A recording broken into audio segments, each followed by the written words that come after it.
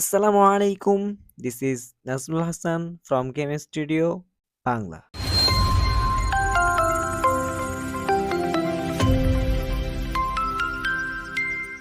আশা করি আপনারা ভালো আছেন।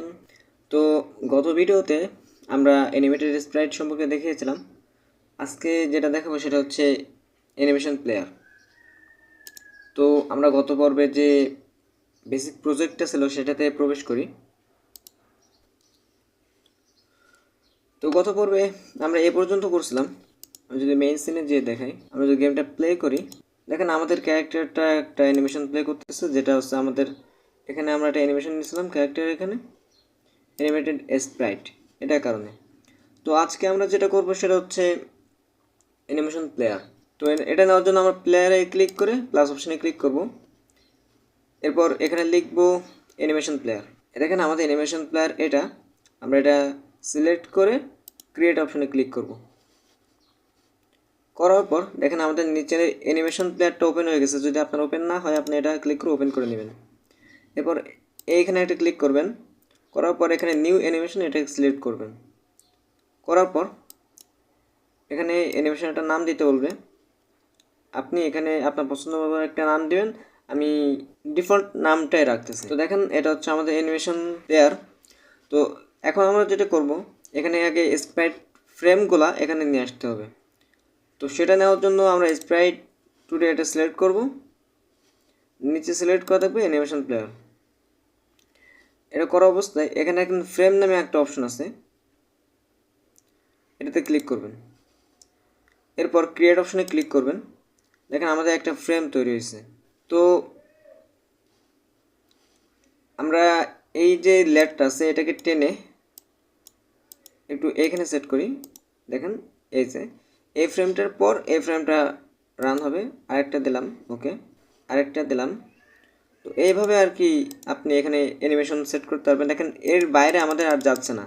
তো এটা নিব কিভাবে, আমাদের এখানে টাইম কম, আমাদের টাইমটা বাড়াতে হবে। তো আসেন এখানে টাইম কেমনে বাড়াবেন। আপনার টাইম বাড়ানোর জন্য এখানে ক্লিক করবেন। করার পর আপনি এখানে 1 সেকেন্ড আছে, এখানে 3 সেকেন্ড অথবা 4 সেকেন্ড, আপনার যত অ্যানিমেশন সেকেন্ড হবে সেটা আপনি এখানে দিতে পারবেন। তো দেখেন আমাদের টাইম যে এটা লাইনটা এটা বড় হয়ে গেছে। আমরা কত দূর, 5 সেকেন্ড পর্যন্ত নিয়েছি এখানে। যদি আমাদের 5 সেকেন্ড লাগবে না, আমরা যদি অ্যানিমেশনটা প্লে করি, এটা লুপ করা হয় না, লুপ করে দেখি। এখানে আমাদের অ্যানিমেশন প্লে হচ্ছে না। তার একটা কারণ আমি বলি। কারণ আমরা এখানে যে ফ্রেমটা নিছি এটা জাস্ট একটা ফ্রেম আমি বারবার নিয়ে ফেলাইছি, যার কারণে একই রকম স্থির অবস্থা দেখাচ্ছে। যদি আমরা এইখানে এটা ডিলিট করে দিই, ডিলিট কি, ওকে, এটাকে ডিলিট কি করে দিলাম। তো আমরা এটাকে একটু উপরে তুলে নিই। দেখেন এখানে যে স্প্রাইটটা আমরা দিয়েছি সেম স্প্রাইটটা পরবর্তী দিয়েছিলাম। তো এটার জন্য আমাদের না হয় এটা খেয়াল রাখবেন। তো এখানে আসার পর আপনি এটা সিলেক্ট করে রাখবেন। সিলেক্ট করার পর অ্যানিমেশন এটা সিলেক্ট করবেন। করার পর এখানে ফ্রেমটা চেঞ্জ করবেন। চেঞ্জ করার পর দেন অ্যানিমেশন কিটাতে সিলেক্ট করবেন। আবার ফরলাইন আসবেন এবং ওভার 2 নাম্বার ফ্রেম সিলেক্ট করে কিতে প্রেস করবেন। আবার সিলেক্ট করবেন, 3 নাম্বার ফ্রেম সিলেক্ট করে কিতে চাপ দেবেন। তো এভাবে আপনি আস্তে আস্তে সবগুলো করবেন। আমি দ্রুত এগুলো করে দিচ্ছি।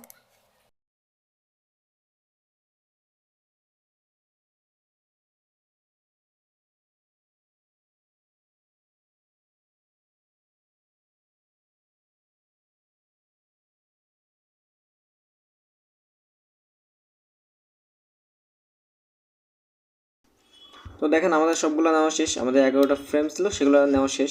এবার যদি রান করি, দেখেন আমাদের যে ক্যারেক্টারটা আছে এটা নড়াচড়া করতেছে, অর্থাৎ যে অ্যানিমেশনটা ছিল সেটা রান হচ্ছে। তো এইভাবে হচ্ছে আপনি অ্যানিমেশন প্লেয়ারের ভেতরে অ্যানিমেশন করতে পারেন। বড় বড় যারা গেম ডেভেলপার আছে তারা এই অ্যানিমেশন প্লেয়ারটাকে সাজেস্ট করে, বিকজ অফ এটা দিয়ে অনেক কাজ করা যায়। আপনি জাস্ট এভাবে করছেন, আপনি যদি এখানে আরেকটা স্প্রাইট নিতেন, স্প্রাইটের একটা টেক্সচার নিতেন, সাপোজ ধরেন আমি রান যে অ্যানিমেশনটা আছে এটা আমি নিলাম। নেওয়ার পর এটাকে আমরা একটু হিডেন করে রাখি, স্প্রাইট। তো এখানে আসার পর এখানে অ্যানিমেশন নামে অপশন দেখতে পাবেন, এটা যত ফ্রেম সেই অনুযায়ী আপনি করে দেবেন।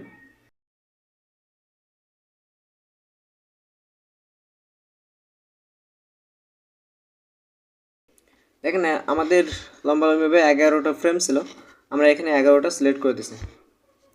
দেওয়ার পর আপনারা অ্যানিমেশনে আসবেন, আসার পর অ্যানিমেশনের যে প্লেয়ারটা এটা এভাবে থাকবে, দেন আপনারা স্প্রাইটটাতে ক্লিক করবেন। করার পর সাপোজ ধরেন এটা আমাদের লাগবে না, আমরা যদি এটা ডিলিট করে দিই এবং এরপর যদি আমরা এই ফ্রেম অপশনে ক্লিক করি এবং ক্রিয়েটে ক্লিক করি, দেখেন এখানে নিতে পারবেন আপনি ফ্রেম। ভুলবশত আমাদের এখানে হয়ে গেছে, আমরা এটা ডিলিট করে দেখি এটা। ওকে, তো 0 সেকেন্ড আসার পর আপনার এখানে স্প্রাইটটা সিলেক্ট করে দেন এখানে কি অপশনে প্রেস করলেই অ্যানিমেশনটা এখানে চলে আসবে। তো আপনি এখানে দেখতে পাচ্ছেন এখানে আরও কিছু অপশন আমি দেখাই। এখানে দেখেন এটা টানতে টাইম যে লাইনটা এটা বড় হয়, ঠিক আছে। এটা আপনি যদি টাইম লাইন বড় করেন, বড় করতে চান তাহলে এখানে চাপ দিয়ে আপনি বড় করতে পারবেন এটা টাইনে। তো এভাবে হচ্ছে অ্যানিমেশন প্লেয়ারে অ্যানিমেশন করতে হয়। তো এখানে আরও একটা অ্যানিমেশন কীভাবে করবেন, আরও যদি অ্যানিমেশন আপনি করতে চান, সাপোজ ধরেন এটা যে ইডল অ্যানিমেশনটা ছিল সেটা আমি করছি। এরপরে যদি আপনি আরও অ্যানিমেশন নিতে চান তাহলে অ্যানিমেশনে ক্লিক করবেন, নিউ অ্যানিমেশনে ক্লিক করবেন এবং এখানে নাম দিবেন, দিয়ে ওকে করবেন। দেন আপনার সেই অ্যানিমেশনটা এখানে চলে আসবে। যদি আপনি এই অ্যানিমেশন প্লেয়ার থেকে আগে যেটা করছিলেন ইডেলে সেটাই যেতে চান তাহলে এই অপশনে ক্লিক করে দেন আগের যে অ্যানিমেশনটা ছিল সেখানে যাবেন। তো আশা করি আপনি বুঝতে পারছেন কীভাবে এই অ্যানিমেশন প্লেয়ারটা ইউজ করতে হয়। তো আমি একে একে এই ইডেল অ্যানিমেশনটা এটাকে আমি একটু সেট আপ করে নিই।